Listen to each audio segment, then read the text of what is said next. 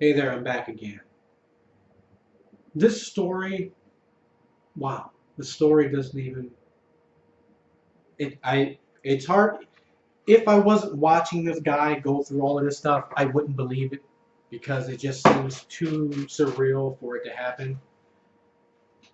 And it's sad that our justice system works this way because of your gender or your race and color, you're treated a separate way. The guy tells me he went to court and the judge says that she helped his soon-to-be ex-wife put her case together. I'm just like, wait a minute, the judge isn't supposed to help anybody because if a judge helps her, then the judge should not be the judge of the case. That judge should recuse herself. He tells me she won't do it. So the judge told you she helped your soon-to-be ex-wife put her case together, and then she became the judge of that case. I'm like, is that even legal? That's got to be unethical. It's a conflict of interest. And he's like, yeah. Then he tells me the judge told him she has a personal issue against him. And he's never been in her courtroom before, but the judge literally is telling him she personally does not like him. Okay, that should say right there that judge should not be a judge on his case. You have a personal issue against somebody in your case. That means the judge should be recused. She should not be the judge of his case. Crazy. Then he says, the judge threatened him in court.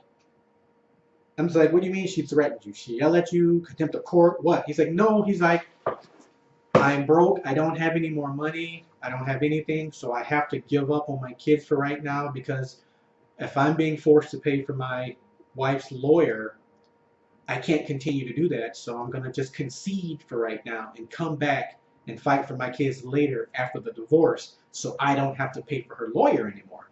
I'm just like, well, yeah, that's a good idea, because, financially that's good.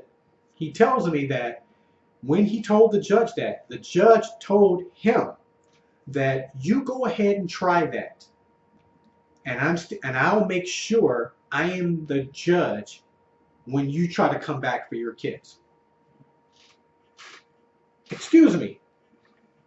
This is not the Twilight Zone. This is not Tales of the Dark Side. So she threatened him that even though he gives up, if he tries to come back for his kids, she's going to make sure she's the judge in that case. You tell me if that's unethical.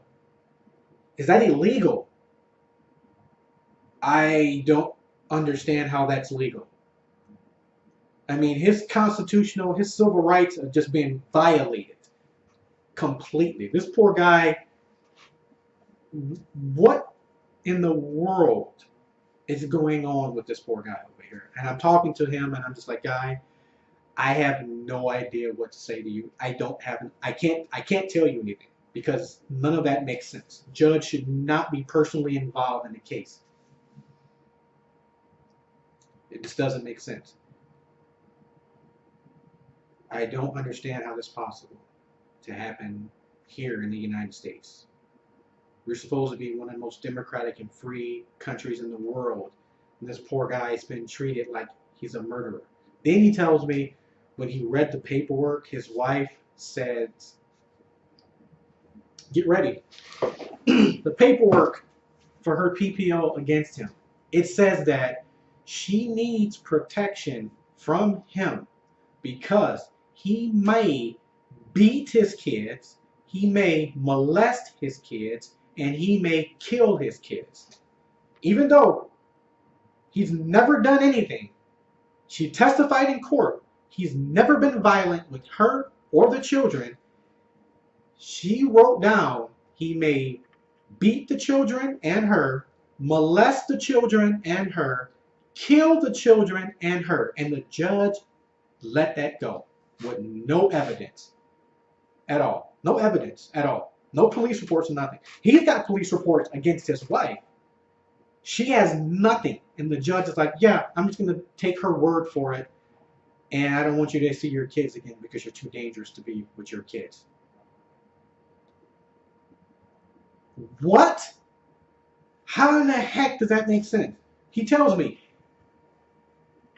one of his children wanted to be with him so badly, the child was going to run away in the middle of the night when his mother went to bed to be with his father.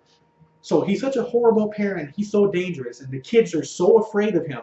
The children were going to run away when their mother fell asleep to come home to their father. Yeah, this guy's a horrible father that the kids are willing to run away in the middle of the night to be with him. Really?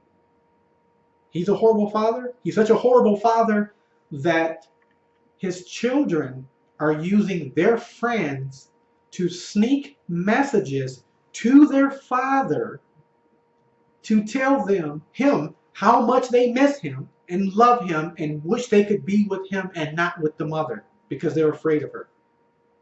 I'm going to say that again.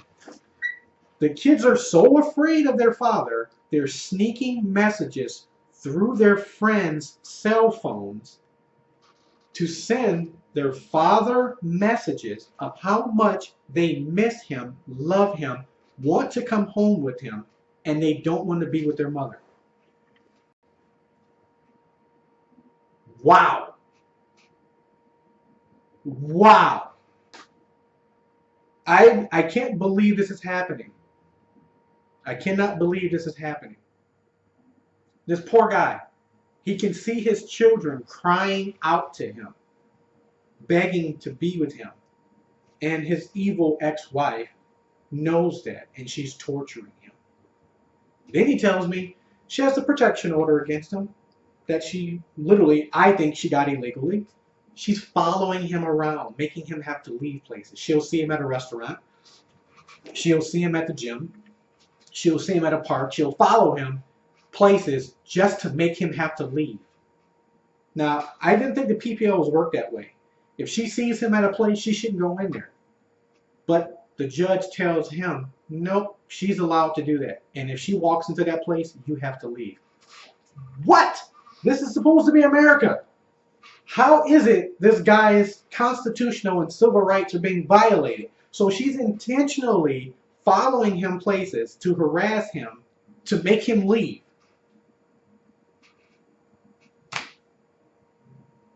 I am just flabbergasted. And I'm like, dude, this cannot be real. This cannot be happening to you. So the poor guy moves to a different city, and she follows him to another city 30 miles away to harass him. 30 miles away, she follows him to harass him. And the judge tells him, you're only safe when you're inside of your house or at work. Really? Is this some communist dictator country or something? This poor guy over here? I cannot believe the story he's telling me, but then when he shows me the paperwork, I'm just like, oh my God. He shows me video. He shows me video of her following him into places to make him leave. He shows video of her coming to his house. He shows video of her breaking into his house and taking stuff from his house. And the judge doesn't do anything about it, and I am just like, oh my God, this cannot be happening. This cannot be happening to this poor guy. I'm like, dude, I don't know what to tell this poor guy. He's losing his mind. He's like, I don't understand how this judge hates him so much, and he's never been in this judge's courtroom before. I'm just like, well, you know, what color is the judge? Is she white? Yeah. Is she a woman? Yes. I'm like, well, you know what? I says, hey, it could be a racial thing. It could be. Your wife already said it was a racial thing. I'm like, dude, I don't even know. I was like, dude, you need to contact the NAACP, ACLU, Michigan Civil Rights Union. Call Al Sharpton. I mean, you need to do something. Get on the TV news. Get your story out. You are just being tortured, and you haven't done anything. You haven't been convicted of anything. He tells me he hasn't even had a parking ticket in 15 years. And he's been treated like he's a freaking murderer, like he's freaking Charles Manson or something. You know what? I told the guy, I said, you know what? I need a break because you're depressing me. But I can't really tell him that because the poor guy is going through hell, and he needs all the support he can get. Wow, can't believe that. But we'll take a break, and I'll come back with a little bit more for you. Okay?